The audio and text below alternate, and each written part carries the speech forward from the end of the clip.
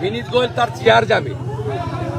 ওই সিঙ্গুরে মমতা ব্যানার্জিকে যে টেনে হিঁচড়ে বের করেছিল বিডিও অফিস থেকে, ওই মাধব সুপ্রতিম সরকারকে সিপি করবে, ওই জন্য পা চাটছে বিনীত গোয়েল। শিক্ষা দেব কোর্টে। সায়ন লাহিড়ীর পরিবারের সঙ্গে আমরা আছি, সায়নের সঙ্গে আছি। 4 জনকে ধরেছিল, ওর পরিবার কালকে কোর্টে গেছিল, কাল সন্ধ্যায় এনে ছেড়েছে।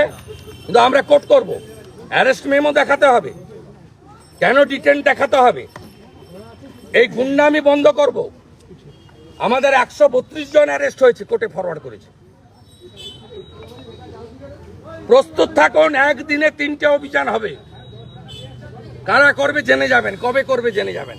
নবান্ন, লালবাজার, কালীঘাট, একদিনে।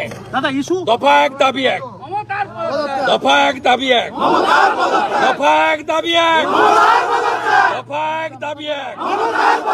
আমার বোনের রক্ত, আমার বোনের রক্ত। ব্যারাকপুরে গুলি দাদা।